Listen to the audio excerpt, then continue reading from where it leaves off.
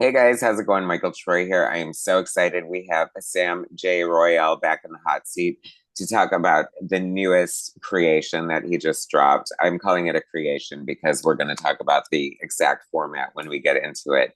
So subscribe to my channel, hit that like button, and get comfortable because we're going to have another fun conversation with one of my good friends, colleagues, and just one of my favorite artists. Welcome, Sam. Thanks for having me. You're welcome. How are you doing today? Good.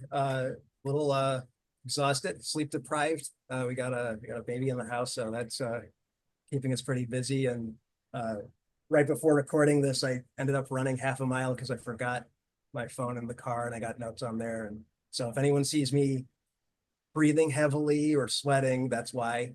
Uh, Hopefully, no one Don't knows what. don't fool yourself. He does that all the time. I'm just kidding.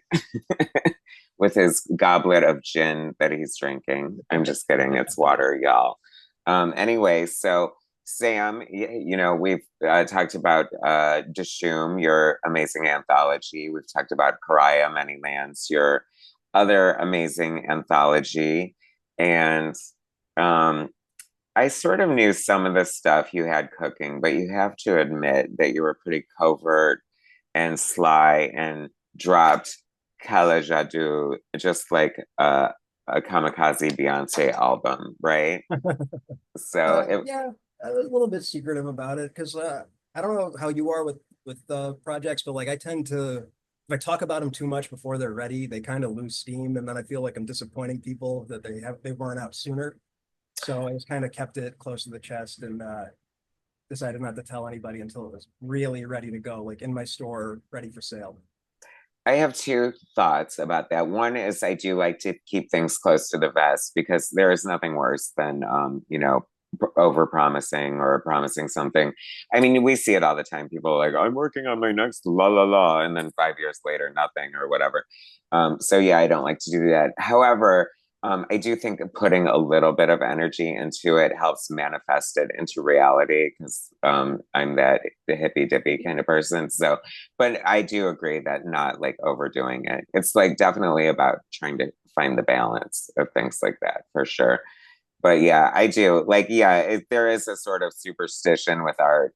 It's like a mutual artist we both know, I won't name them, but I feel like they post like, they like do one pencil mark and then they're like progress and they just keep posting over and over again and I'm like you're really killing the artistic progress process because I know and like you have to like live with a piece for a while before you can share it. You have to make sure it's done and it's like you do something and you put it away and you pull it out the next day and it's either amazing or it's ugly. You know what I mean? Like you need that separation and I'm not going to invite my almost 5,000 Facebook friends to chime in on the process of my art when I don't even know what the hell I'm doing with it. You know what I mean? Oh, absolutely. I feel that way too, but to argue with myself and with you, just to go to the other side for a second, different things work for different people. And I think there are some people who get fueled by that feedback where they're like, people are like, wow, it looks great so far. And then like that gives them the little boost they need to take it home all the way. Uh, whatever works for you, but this seems to work for me a little better. So You're 100% right because art is very, I mean, we've talked ad nauseum about, the different ways and approaches to art, and there just is no right answer. So, except when it's AI, the right answer to that is go to hell. yeah, I think that's a safe one for people who watch your channel. I think everyone's going to agree on that. Yeah, I think so too. Okay, so Kala Jadoo is, Yeah. I mean, it's sort of a graphic novel. You're calling it a zine. I guess, like, explain to me, like, what you think it is and why you are calling it a zine or whatever. Well, first, I think we should go back and like talk about why Gala Jadoo in the first place, and then we'll get to what it is or how to classify it if we can even figure that part out. But Gala Jadoo literally means black magic in Hindi and Gujarati, and my other books, Dishum and Pariah, are titles that have Indian origin. And while all of my projects have their own identities, I also like to have them be a united Sam J. Royale brand.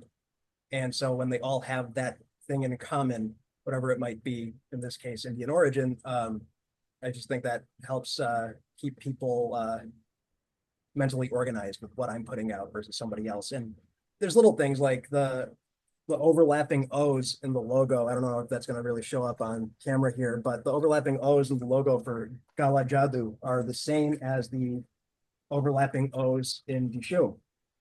So just another little reminder of like who's putting this together. And the other thing is, you know, the book, The Mothman Prophecies. I it rings a bell, but I haven't like read it or anything. It's a good book, but it was also like a Richard Gere movie back in the day, maybe like 25 years ago, something like that. Oh yeah. And the book was written by John Keel, who's one of my all-time favorite paranormal authors. And his first book was partly about him studying the techniques of street magicians in India. And the title of that book was Jadoo. And so, which is magic. And so like, it just felt like a good progression to have this one be called Gala Jadoo. Then the other reason behind the title is that there's this other paranormal author who's also a podcaster and public speaker named John E.L. Tenney. And I honestly don't remember where he said this. It might have been an interview, but he said that labels like white magic and black magic were problematic because practices that had a non-Western origin were labeled by Westerners as black to assign a negative morality to them. And I'm not sure if that's entirely historically accurate, but it resonated with me. So Gala Jadoo is kind of my way of reclaiming that and having Hmm. some pride to it. And the fourth reason is I figure a lot of people aren't going to look into the title's meaning too much, fingers crossed. And if that's the case, that gives me the freedom to let the zine have content that's just whatever I feel like putting in there. So it's Mercury can coexist with Bigfoot, Hanuman can coexist with Santa Claus. It's basically everything under the sun that I feel like throwing in there, and it'll feel at home as long as I package it in a cohesive way.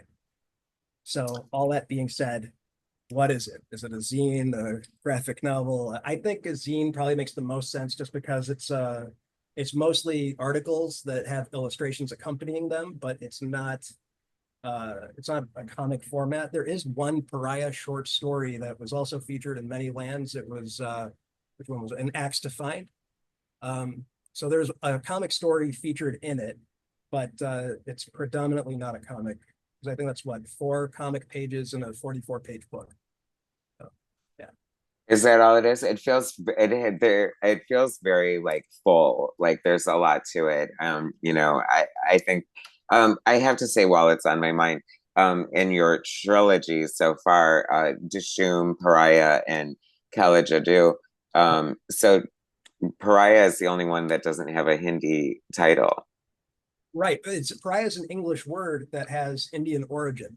Oh, okay. Because, you know, when the English were occupying India, there was some cultural diffusion taking place there. And so, yeah, if you go back in roots, it's not like a Latin origin word, it actually has Sanskrit origin. And so, yeah, they all have something in common in that way.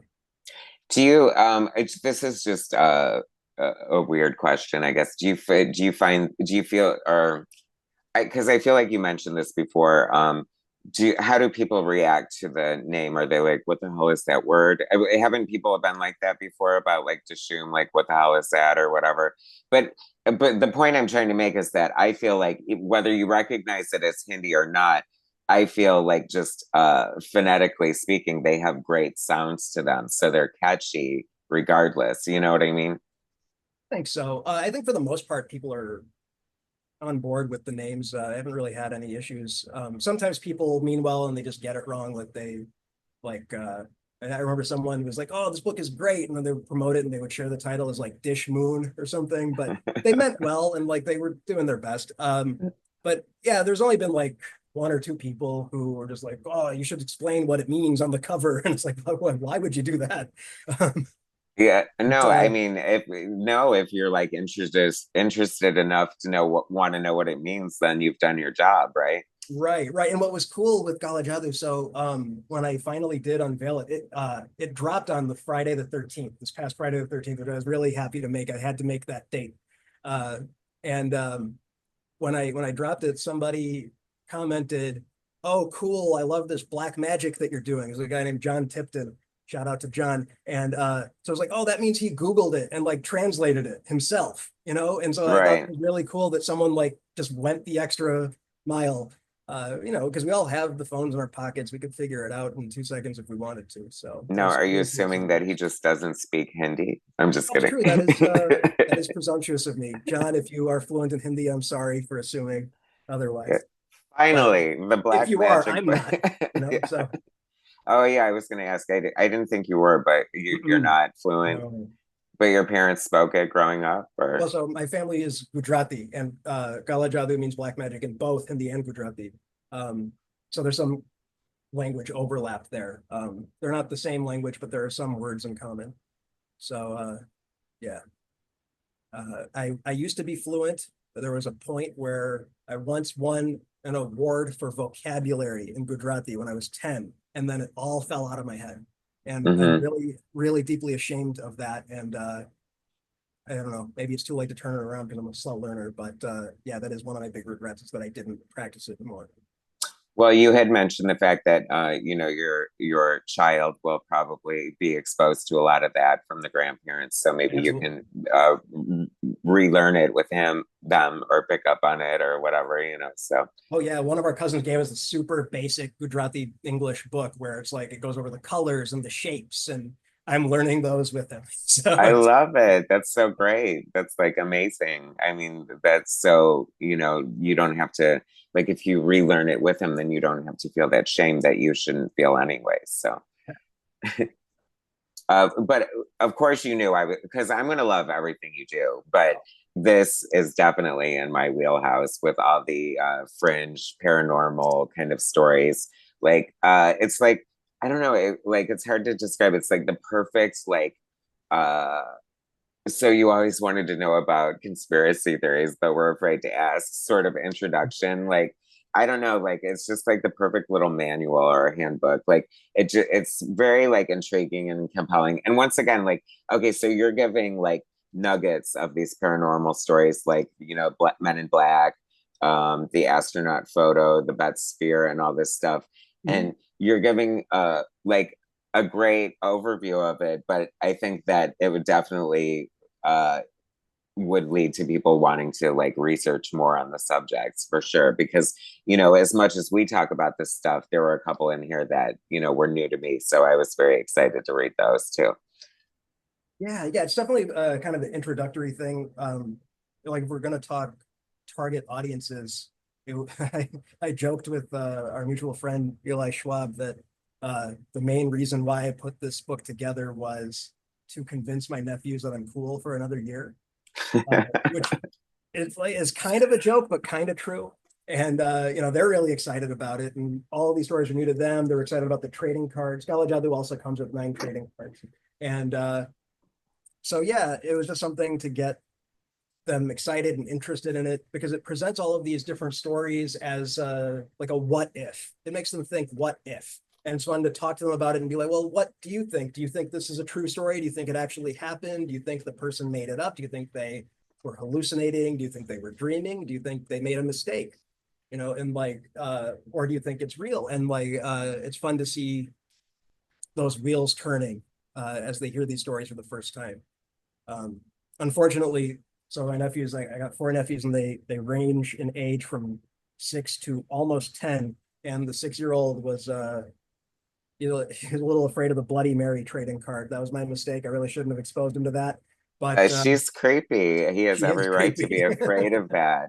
I feel bad about it. It was one of those things where I only wanted to share it with his older brother, but then he wanted to do what his older brother was doing, and so then he ended up getting his hands on the cards too, and now I feel bad about that. But he was interested in it. He liked the other cards, but but that They was are gorgeous, and I know how much you love thank you. trading cards. And aside from your Shutterbug trading card in the Big Bang trading card collection, is you've done other trading cards aside from this. This isn't your first time at the rodeo, is it? Your Shutterbug card was actually my very first time having my art as a Oh, trading card. Yeah. awesome! Love So that. pop that cherry, and now we have this. Like, and what's funny is the trading cards. They're probably my favorite part of this project as a whole. To come out of the zine and the cards, and it was almost an afterthought. Like for basically 2 years, I planned on putting this zine together. I had the logo worked out in my sketchbook. a few years ago. And then basically just earlier this year, I fell down the rabbit hole of 90s trading card nostalgia. And I was looking at all those old Marvel Masterpieces cards, and I was looking into like Dave DeVries and Bill Sienkiewicz and Joe Jusko and a personal favorite, Julie Bell. And I thought, like, wait, why don't I make Gala Jadoo trading cards? It seems like a easy enough thing to work from the book size to the card size. And so I just made sure that the level of detail would be such that you could shrink it down and nothing would be lost. But I'm really happy with how those came out. The happy And you should be. They're amazing. For people who remember, Sam is an amazing letterer, logo maker, graphic designer. And since we're talking about the cards, the back of these are freaking amazing. Like the design in that is like I just can feel like I'm actually have the chills. Like I feel the evil like just oozing off of it. It looks like deep voodoo. It looks like I don't know, like I'm going to some speakeasy in a bog or something, and this is like my invitation or something like that. It's so creepy and so great. Like this has to be like you have to keep going with this. You have to expand until you have like a full like I don't know how many cards do they do 100 or what do they do? I think Joe Jusko did 100 for that first Marvel Masterpieces set. And that first set he did entirely himself. It's pretty nuts to think about. But I don't know Isn't how that many I'm gonna insane? do. That's kind of But insane that Joe Jusko thing. Like that's one thing he did was like yeah. that. You know what I mean? I like it's so insane. Like the body of work some people have. Yeah, but the thing with Joe Jusko is his entire body of work is dwarfed by his one crowning achievement, which was the cover to NFL Super Pro #1, where Abs he's 100%. I flying mean, off the football field and into outer space. no, I know. I'm so such a cheese ball. When you said that you were sending me your surprise next project, I thought 100% thought it was going to be a super pro A bootleg lot of comic book. people But thought that. yeah, oh Um, well, keep us guessing, right?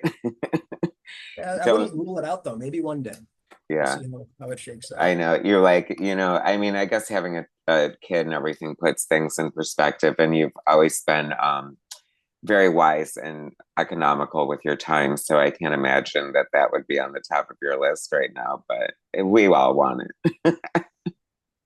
We'll Could see. you Maybe. imagine your life's work is this beautiful, like 100-page, fully painted bootleg super pro comic book? I would And then have I to get pay. sued by Disney and the NFL. Ruin my whole life. Yeah, for a bootleg comic book. I just wanted to point this out since you mentioned the design of the back of the card. This is more graphic design nerdiness, but I made sure the logo was the same size and it fits in the same circle shape. And this was something, a happy accident I had with these cards to find out that if you have a binder sleeve of trading cards, they actually neatly fold and fit inside a standard business envelope. And I am telling you that happy accidents like that are so freaking rare. So you just gave the world a present by revealing that. There's no way I'm the first one to do it, but this is news to me. I don't know if anyone else knew, but Yeah, I it's thought probably one of those common knowledge things that we just didn't know. But maybe, yeah, I mean, that's why all these things have standard sizes, I guess. But I was like, oh my God, and the light bulb just went off. And I thought I have to buy some black envelopes ASAP. And, so when you were putting this together, the stories you focused on the paranormal slash conspiracy stories. Oh, but I have to point this one out just because the Amityville Horror has always been one of my favorite movies since I was little. It scared the shit out of me. It scared me so bad. It scares me to this day. It's the creepiest movie. Nothing freaking happens. It's god awful. That house will forever be burned into my brain as a vision of terror. And you made it worse by superimposing the skull on it. That is so cool, you guys. uh, I'm telling you, there's going to be a link for in the description of this video to Sam's Etsy store, and you have to get this book. It is so good. If get one for yourself, get one for that weird paranormal friend that we all have. I'm that person in my friend group, but it is so good. Wait, I felt like I had a question and I lost my train of thought. But you were starting how, with the Amityville Horror House. oh, okay, yeah, I just had to tell you how cool that was. But how did you choose? Like, because I imagine that you must have had more to choose from, or how did you decide which ones to focus on? Or Uh, I'm not going to give away an exact number, but there's a list of cards that are definitely happening.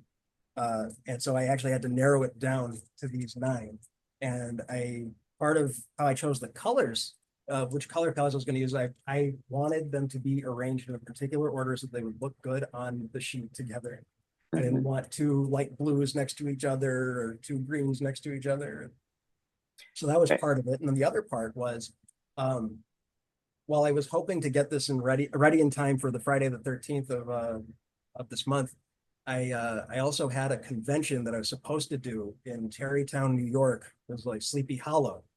Uh, that was supposed to be in mid-October this year, but that got canceled at the last minute. And so I was pushing to get this done in time for that. And they had suggested like, oh, you should have a couple cards that deal with some local lore so that people will be more likely to pick them up at the convention. But that's a great idea, and so that's why the Headless Horseman's on there, and that's why the Amityville Horror House is on there.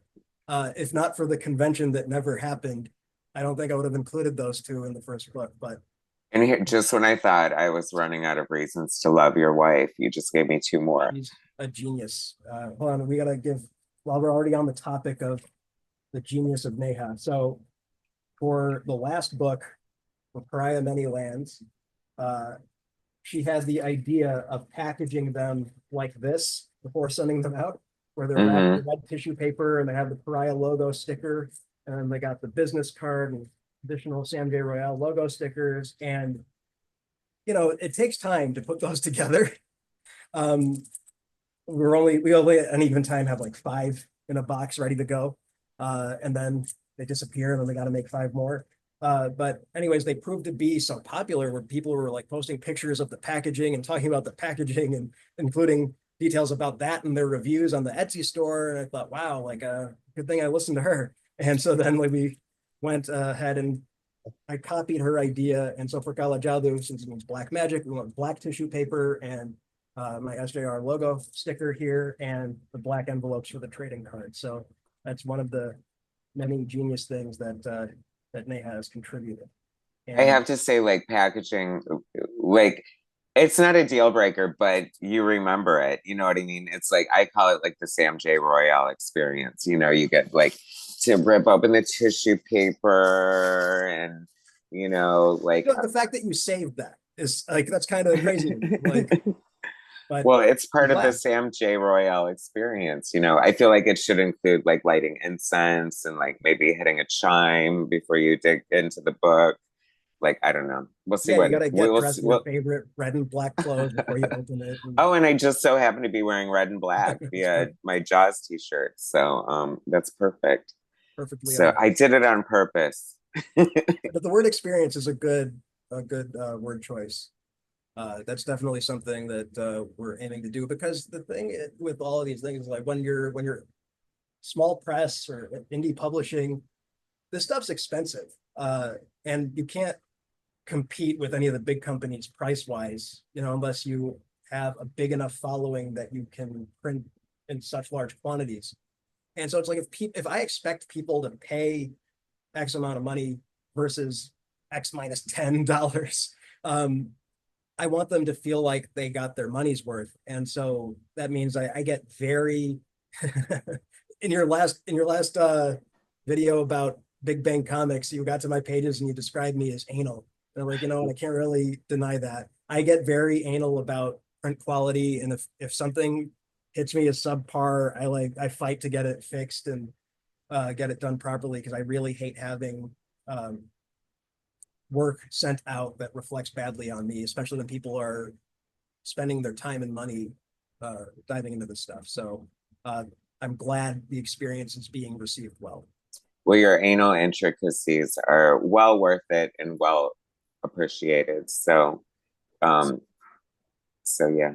So, uh, what was this? I don't know where. Let's see. So you did include the an axe to find tale from Pariah with that beautiful blue ox that I love so much. I don't know. He's just such a fun character. Like if we ever get like Sam J Royale merchandise, we need one of these.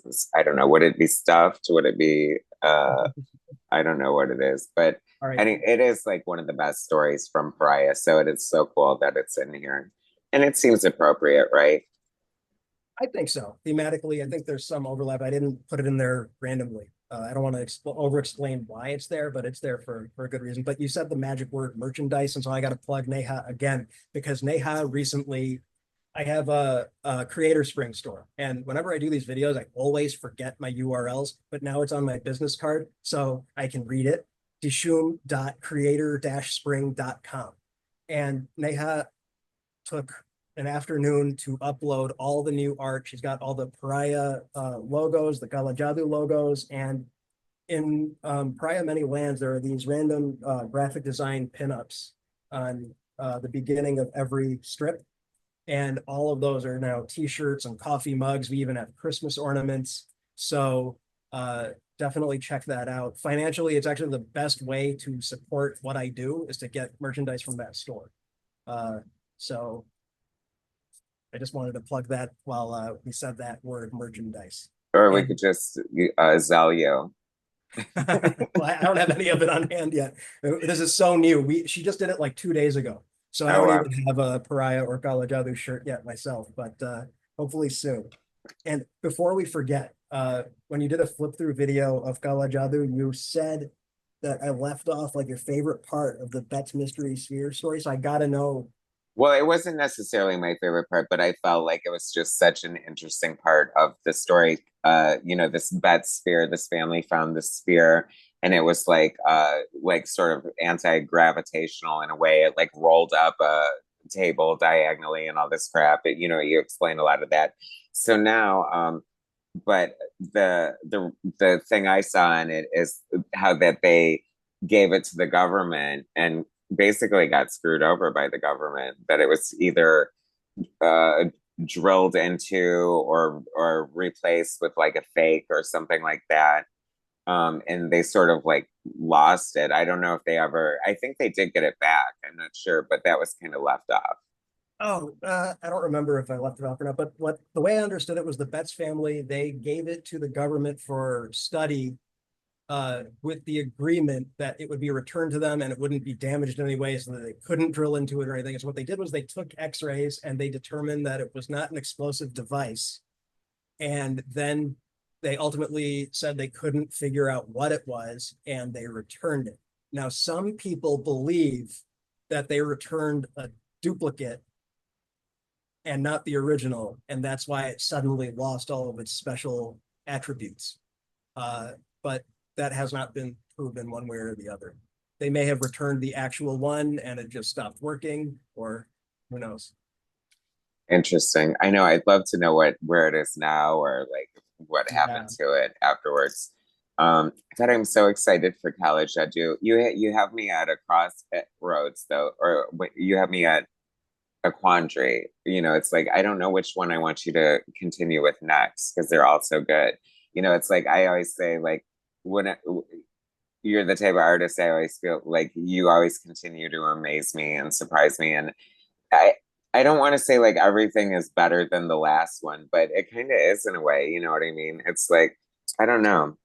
What do they say? You're only as good as your latest project. But then, I mean, looking through it's you're always consistently top notch. I feel like did you share this one with me before, like early I on? honestly don't remember which Because ones it I looks showed you. sort of familiar that you showed it to me, and I absolutely love this one so much. Like this definitely demonstrates like your like. I mean, come on, look at a monkey with like claws, metallic claws, and a helmet, and it's so fun. I love the story in the beginning. The college you do about your uncle. I love how you tied like your history and your own personal experience with sort of the paranormal into the book. I love that you work Superman in there. Sneaky. Don't Um, see I me. what's that? Don't Don't see sue me, me. DC. Yeah, I don't think so. And That's I love the funny. story about the shadow. That was so cool. So that was like, and that this looks very different for you. So I was like, I love to see that. This looks, you talk about a magazine, and this 100% looks like a magazine spread right here, right? You know what I Here's mean? the idea.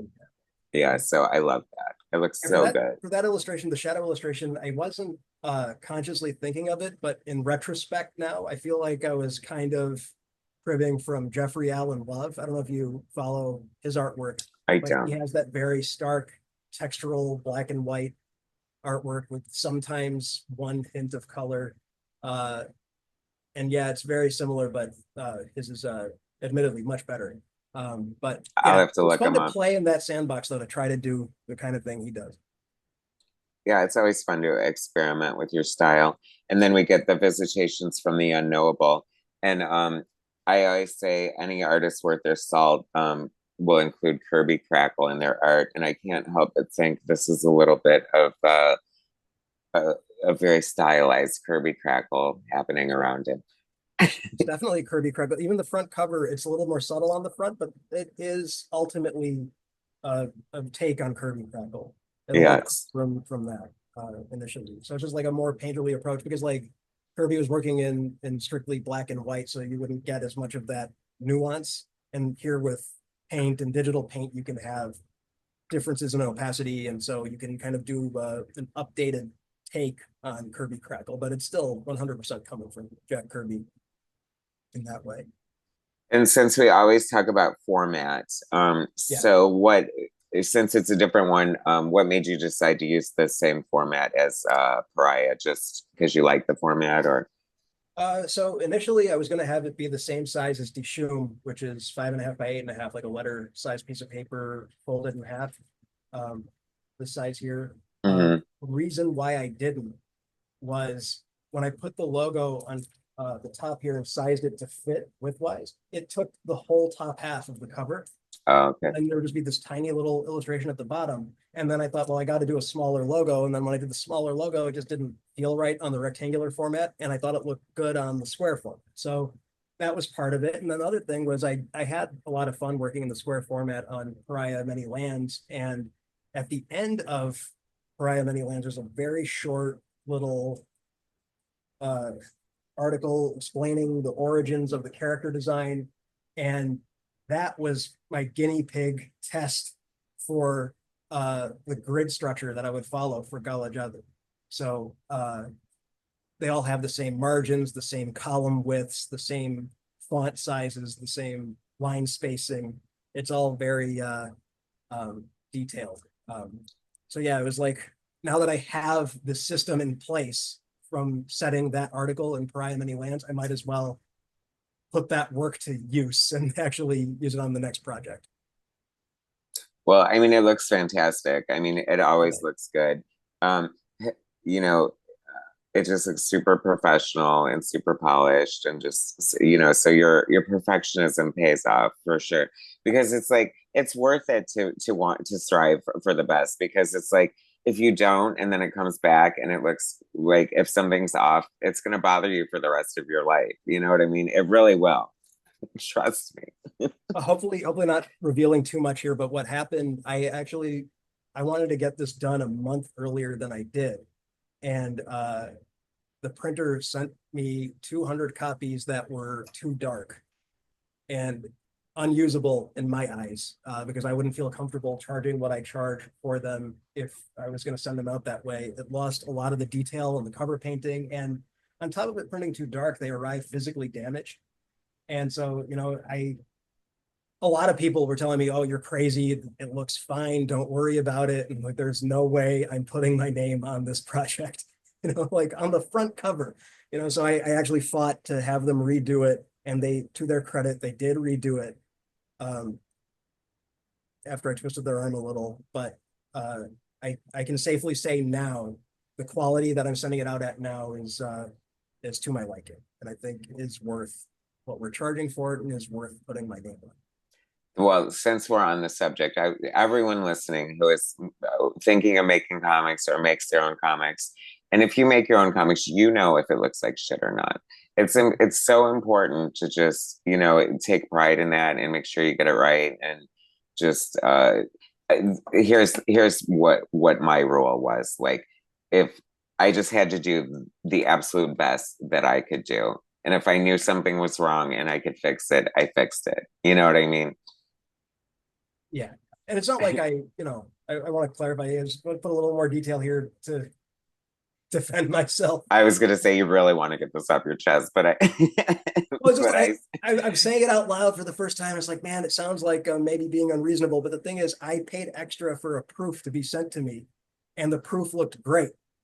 And then they sent 200 books that looked nothing like the proof. right, because And they used a so different that's why I printer, took it. which is Now, that was like if they I didn't dropped the order the ball. proof, if I didn't order the proof and I just ordered 200 blindly, and then that's on me. But Mhm. I think the proof should reflect the quality of the final. So that's the whole point of the proof in the first place, in my Yeah, I mean, proofs aren't cheap either, you know. It's like so. Yeah, I mean, yeah, there's no point in doing a proof if it's not going to look exactly the way the proof does. Yeah, I mean, it's just that good business sense, right? think so. You would think so. But but again, to their credit, they did a great job. Like I love how the books came out. I did want to get your opinion on something here. So in your flip through video, you touched on this story here, the visitations from the unknowable. Um, what is your take on this? I'm very curious My take on on the story. So yeah, I'm for people who haven't had the chance to read it yet, what that story is about is my own paranormal experience I had in 2009, where I was a little hesitant to share it because I didn't want people to think I was crazy. But it's a caution of the wind here, and I'm sharing it now. It's out there, and I was just wondering if you when you read it or even just saw the pictures, like what was your? Do you think I was dreaming? Did you think I was lying? no, I don't think you were lying at all because when I and I didn't realize it at the time, but I think that the stuff that I learned like as an adult when I was young, I had perpetual like night terrors. Like I would wake up screaming bloody murder in the middle of the night. My poor brother, who shared a room with me, and my dad would have to run in and like, and it would be like, you know, like every night for a week or whatever. And I definitely experienced like shadow people or dream paralysis kind of situation that I wasn't aware of at the time. But in retrospect, I was like, it was so relatable reading anything about that.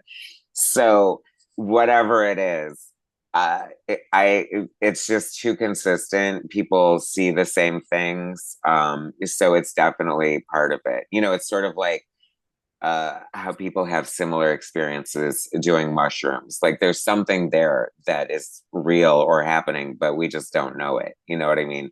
So I 100% believe it. I mean, I Well, don't know why it happens or how it happens, but it's there, and it's not necessarily, you know, like scientific. I don't think. it could be though. Yeah. That's the thing. Like I'm open enough to say like it's possible that somewhere down the line, science will have a concrete explanation to explain why everyone is having similar or identical hallucinations under these circumstances. Maybe, a collective unconscious, maybe like, oh, this is just something that our brain produces when exposed to X, Y, or Z. Who knows? But as of right now, there is not a clear cut explanation for it. And I just want the science people to admit that. Like, just admit, I don't know. That's all I want. That's all I want to hear. Just say, I don't know. And so you get like, oh, I bet you saw it in a movie and then you had a bad dream. It's like, look, it's not really my experience with it. Actually, just recently, one of my wife's cousins was visiting us while I was still working on this book. And so I had that article up on my laptop while I was finishing up the illustrations for it. And so we got talking about that subject, and then she read the story, and then she was like, "Yeah, but you dreamed it." Like she was just very skeptical right off the bat and very dismissive of it. And I'm used to that reaction, so I didn't really mind. But then she visited a little while ago, and well, so anyways, while she was here, I was telling her, like, look, I don't know what happened, but I can tell you that if I was to trust my senses, my sense of sight and hearing and touch and all of that, I was as sure of them being in the room as I'm as sure of you being in the room with me right now. Now, Hmm. it could be that I hallucinated it, but I'm telling you, it felt that real to me. And I've never had a dream feel that real. And she's like, yeah, yeah, whatever. Then she goes back to her place, and then like maybe a month later visits again. And my wife Neha, she was like, "Oh, look over here, the books came back from the printer. If you want to see, remember that book you were reading the last time you were here?" And she's like, "I can't." She's like, I every time I go to sleep now, I see those two figures, and I can't." See, So yeah, I'm scaring cousins and nephews all over the place. well, maybe we're dreaming now, and when we're asleep, that's the reality. It's possible.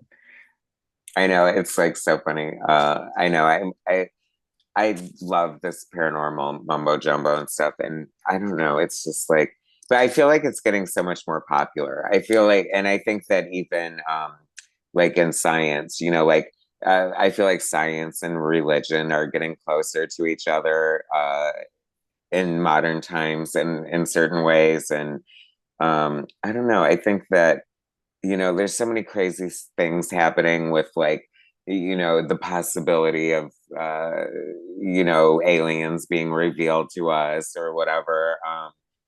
And I don't know, like when I was young, like I was like, God, I hope that in my lifetime, I'll see a spaceship or aliens will come to Earth or something like that. And now I'm like, God, I hope I make it out of here before they do, Yeah. because I just don't think any good could come of it. Like, if like I love the one where supposedly aliens have been here forever, and they have a secret agreement with the government that they're allowed to take so many cows and people every year. Like that is that part of your book too?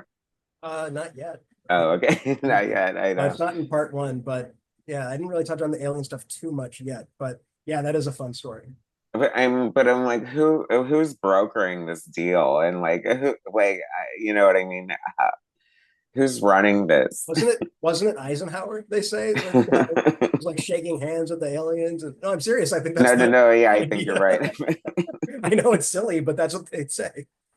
Um, yeah, that stuff's wild. Yeah, I like Ike was really big on Mars.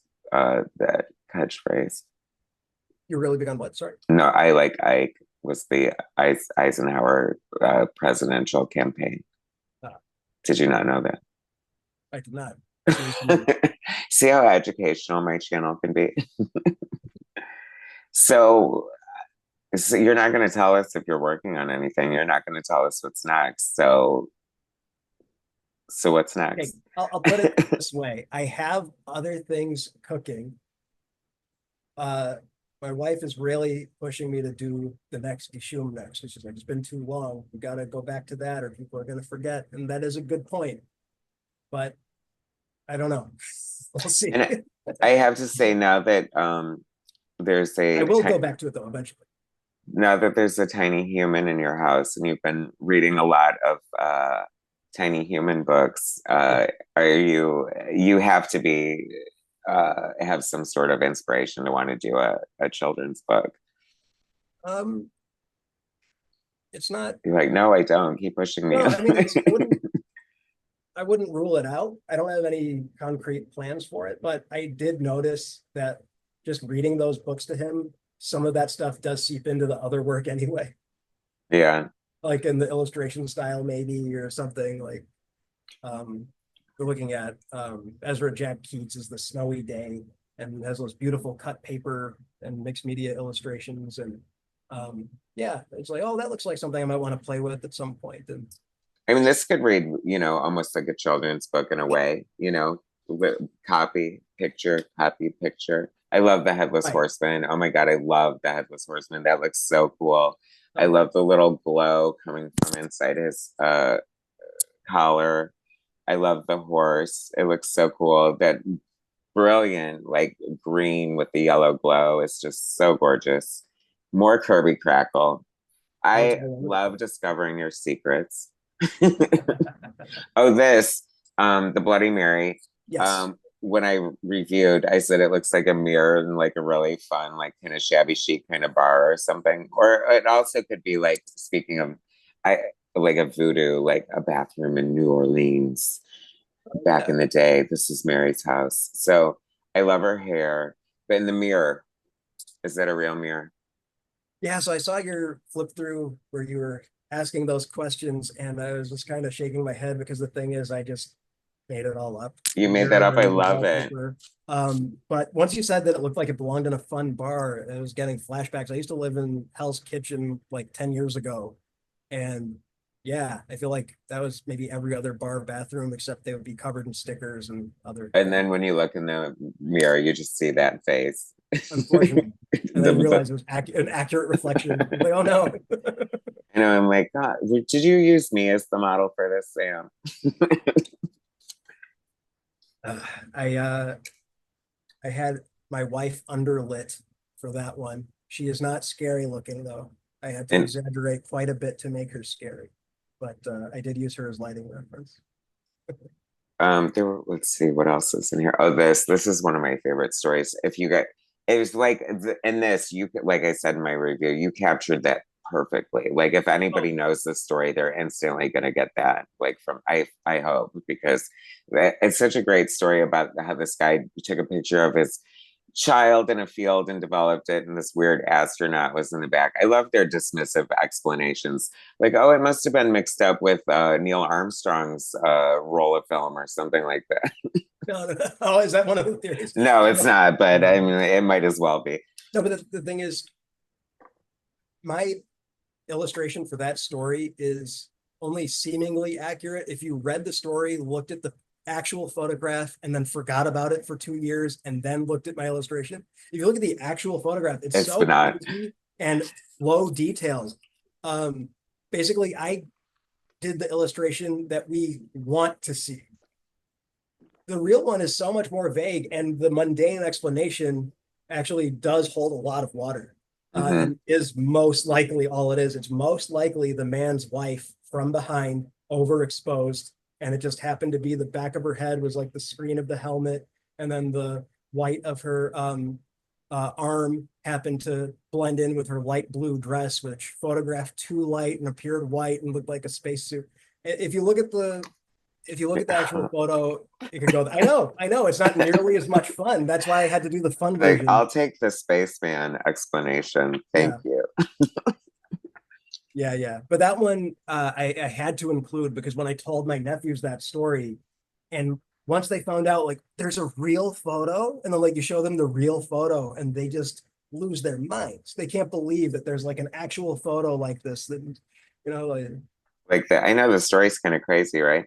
yeah, especially Um, when you're 10, yeah, I know you your go and see nephews can Christian never things. grow up. You're gonna lose like such an amazing audience. I know. Well, it'll be so sad. They'll evolve into an older audience. And then we had the fun white Bigfoot. The white Bigfoot of Pennsylvania. Yeah, I Why wanted has it got to be white, Bigfoot? hey man, it's what the witnesses saw. I can't change it. But no, I was gonna just do a Bigfoot card, and then I realized you can't do a singular Bigfoot. Like there's so much diversity in all the Bigfoot lore. I'm gonna need multiple shots at Bigfoots for proper coverage, really. There's too many variations. Like so Pennsylvania's got the white ones. There were ones in California that were also associated with lights in the sky. There are some in Washington State. Uh, Florida's got its skunk ape. You got the abominable snowman or the Yeti in Asia. So, it's like you can't just do one image and one little paragraph to summarize all of it. There's too much going on there. So, yeah, it gives me an excuse to draw more apes. I was going to say that, yeah, it'll be interesting and fun to see you expand on this because some are sort of, obviously a lot of them have different levels of, or threads where the stories go that you could touch upon. So it's an Absolutely. exciting project. I love it. Well, thanks. So, is there anything else you want to talk about before we wrap this up here today? Yeah, I think I got a few things. Just double check here. Yeah, Your so notes. yeah, I got notes on my phone always. I think I that's prepare smart. for these things. I try to, I know, because like I say I will be prepared and I never am, and then I always forget something that was important, but that's okay. That's life. Well, I feel like you can manage on your feet. I with all this preparation still blabber like I don't know what I'm talking about. I need it. I wanted to show this here. So at the end of the book, there's a little list of suggested reading and different podcasts and things. And the illustration for that has a sleeping dragon. And this was probably the last thing I did in the whole book. And it's my favorite image. And it's because my wife Neha was just putting our son down for the night. And so she was putting him in the crib while I was finishing up this painting. And then she came out and looked over my shoulder and looked at the painting, and she's like, it looks just like him. You know, because like Aww. that was the idea, was like he had been a difficult sleeper that night. And so like the idea of the sleeping dragon, I just needed a filler for that corner of that page. It could have been anything. It could have been a Bigfoot, it could have been a werewolf, it could have been the Loch Ness monster. I And it went with the might as well sleeping be, dragon because of our son. that is so sweet. I Oh, love that. thanks. And then to bring it full circle here. So the first story, Gala Jadoo, the article in the beginning, it's about me as a child. And I found an old photo and an old album of me as a kid doing magic tricks. I guess I No got a photo of that. way. And so then I did a painting based on that photo. And so yeah, it's the book opens with an article about my childhood and ends with for the author photo, it's a picture of me doing magic as a 4 or 5 year old. I love that. Like I totally glazed over that. I didn't even notice that when I was looking at the book for some reason. And I love the story behind that. That is so perfect. Like, what are the odds of finding that, right? Yeah, I was pretty lucky. It's a goofy photo. I'll have to post a side by side on social media at some point You with the will. little That's picture. amazing. How old are you there? Maybe 4 or 5. I had glasses very early. I wear contacts now, but Mm-hmm. um, I think that's everything. Gotta So make sure you've just been spinning black magic all your life. I guess so. Yeah, not realizing. So that's your goal of this project is to reclaim black magic. It's not necessarily uh a dastardly thing. Yeah, yeah, not really. Like my wife and I know somebody who's like kind of new agey and like believes in auras and Reiki healing and all that stuff. And Neha was like, oh, she's gonna be into this Scala Jadoo thing, and I was like, oh, no, don't bring it up. But she brought it up and told her, and like uh the woman was horrified when she heard like, oh, it's called black magic, and like, oh, that sounds bad. And then like she looks at me and she's like, but that's not your energy at all. And it's like, yeah, I know it's not really literal. I beg to differ. Just Yeah, maybe there are other people who would argue she doesn't know you very well. that. I think you're the perfect person to bring black magic back to the world. So what Gosh, we happened? probably just opened a portal or something. I'm so scared. We shouldn't even be talking about that. I am superstitious. This is creepy. I love it. It's so amazing. This is the Sam J. Royale experience that we are so spoiled by. This beautiful book, Kala Jadoo, is now available on Sam J. Royale's Etsy shop. Does it come with the trading cards? Yes, yeah. Oh, then Every that's a hell of a deal. You say it's every expensive. zine I think, also comes with a set of 9 trading cards, can you believe and it it? comes with They're so the gorgeous. binder sleeve there. I mean, this is so much fun. I love it. It's an amazing project. It's informative, it's entertaining, it's just beautiful art to look at. For Sam J. Royale completists, you definitely need this. I feel like I'm always introducing new people to Sam J all the time. And if that is you, then you definitely should check this out and check out Sam's Dishoom and Pariah Many Lands as well. And while you're at it, why not the Big Bang anthology? Sam has 4 amazing pages in that as well. There's Dishoom. It's you have I was thinking of that earlier when I was thinking about our conversation today. You really do have quite an impressive body of work that you should be very proud of. We got to share these two because it's almost that time of year. I know people hate when it's before Halloween and Are people you start if you talking pull Christmas. out Mariah Carey? Oh, okay. So I also have these Christmas cards because I obsessively paint Santa every year. It's just a deep-seated interest. of mine because of its mythological and folkloric significance. And so I sell these in sets of 5, and every set of 5 comes with envelopes and stickers to seal those envelopes with. And yeah, that's available at the Etsy store, which I will read you the Uh, URL to as soon as I pick up this business card off the table. It is etsy.com/shop/Sam J. Royale. And I have the merchandise store, which is dishum.creator-spring.com. And some of those things, we have the Helga Hale logo on a baby onesie here. Love that. It also comes in grown-up sizes, but I have a t-shirt, not a onesie. I'm sorry. Don't make those. Onesies for adults. Yeah, that's not available at Sam's Etsy store, but we're not saying they're not available anywhere. You could find them in some dark corner of the internet, but Yeah, I'm sure. yeah, I think that's it for plugs for me. Feel free to plug your next thing. You got your Yes, I book is just funded. yeah, I just funded my Elementals Public Dominion 40-year anniversary tribute book to Bill Willingham's Elementals. I'm so excited about that. I'm so excited to announce that Sam is doing the cover. I'm just kidding. Could you imagine?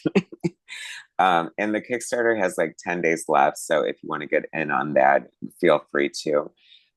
But more importantly, make sure you pick up Jadoo, go to Sam J. Royale's Etsy store and check out all his stuff. He just rattled off all his URLs. And I know everybody sitting there with a pen and paper wrote it all down. So now type it in and go spend your money. Because I'm honestly like, there can't be like, I feel like, this isn't like thousands and thousands of print runs. So it's like, if you want in on this, it's like such a specialty item. It's a collector's item, a keepsake. Thank you for sending me one. You're so Sure. nice to do that. I appreciate it very much because I know all the hard work and effort you put into everything you do. Thanks so much. All Well, right. Well, thanks everybody for watching. Thank you, Sam, for being here again. We thanks will for do having me. this anytime, Sam. Next time you drop a Santa Claus Christmas card, come back and we'll pimp it Sounds out. good. But I Maybe was when the thinking Super Pro book is ready.